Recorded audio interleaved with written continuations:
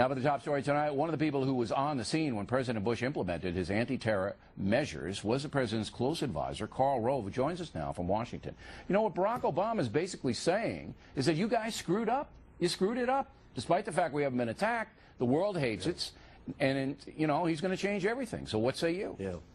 Well, look, I think this was a bad choice.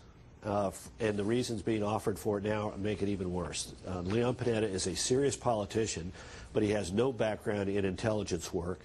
And this is a very difficult, sophisticated world of intelligence. And you need somebody who comes from that world and has intimate knowledge of it, and he doesn't. Okay, but put that aside. Put that aside. Let's say Panetta gets the job, and he keeps 4 or 5 guys underneath him who really know what's going on, what's in play. It's not just about Panetta now, Mr. Rove. It's about what you guys did. What you did. Right. Obama's telling the world quite clearly what you did was absolutely wrong, damaged the nation, even though we haven't been attacked. How do you respond? Look, I think this was his criticism today, it wasn't very clear what he objected to. He objects to disagree with everything you did, coerced interrogation, rendition, Guantanamo, you know, everything.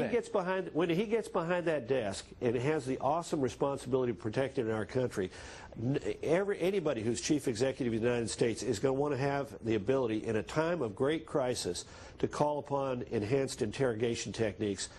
He says no, he's not going to do it, and Panetta says absolutely not. Army field manual, don't make them uncomfortable. That's what we're going to do. They could say that now, but if you've got Khalid Sheikh Mohammed, as we scooped him up, and it's in the aftermath of 9/11, and you think another attack is imminent, you're going to want to get information in order to protect the country, and that's what these techniques allowed us to do. You know, Barack Obama's smart. The Clinton administration used rendition. Leon Panetta served in it. Did he object to rendition as practiced under? I'm not sure the timeline there. I know rendition was started by our pal Michael Scheuer we had on the radio. He was in charge of it in the beginning. I'm not sure whether Panetta was still there when that happened. But look, here's the deal. Barack Obama's a smart guy. He knows what you just said. He knows all of that, okay? So does Panetta. Panetta knows all of what you just said. You got Khalid Sheikh Mohammed. You think an attack's imminent. You got to do what you got to do to find out to save lives. They know this, Mr. Rove, and yet they're saying, we're not going to do it. We don't care if people die. And you saying you don't believe that?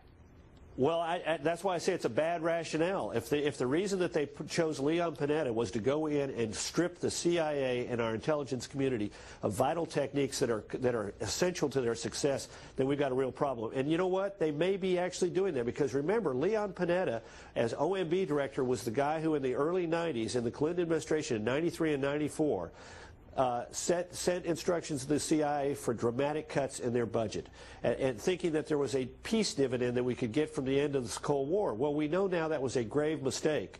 If he goes to the CIA, I wonder how enthusiastic the agency is going to be about somebody who's sent there who wanted to gut their budget and now wants to gut many of the procedures that they consider to be vital to the achievement of their mission, which is to collect information and protect America. All right. I don't know how rank-and-file CIA people are going to react, but I do know that it is clear to me from the record that Barack Obama, who will be president in less than 2 weeks, wants an attorney general, Eric Holder, who went along with Janet Reno in the CIA can't talk to the FBI, which directly led the FBI to not knowing you had 10 at least killers, 20 killers in American soil, because Holder and Reno said the CIA and the FBI can't share information. We know that's on the record, yet Holder is the nominee for Attorney General.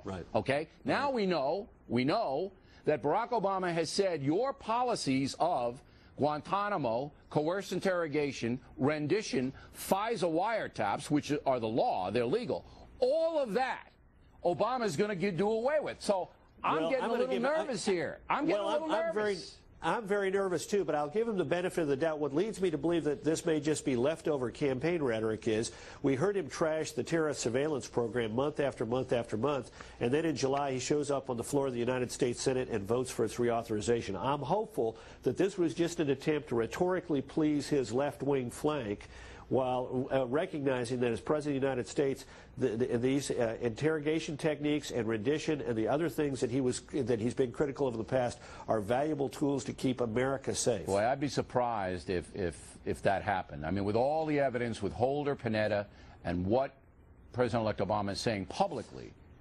I would be surprised if he doesn't do it. I'd be really shocked. My last question. If we're attacked after he does dismantle all of these things, it's done. His administration's done, is it not? Look, if you've taken techniques and then have kept America safe and discard them, you are putting the country at risk, and you have to bear the consequences of that. And the consequences, in your opinion, would be? It depends on what kind of attack is launched on us. I mean, look, we have over the last 6.5, 7 years stopped attacks on the United States by using these techniques either to get information from those whom we capture or to intercept information that's flowing between terrorists. And if you take away these tools, you'll have to live with the consequences, and the consequences for our country could be grave indeed. All right, Mr. Rove, thanks very much.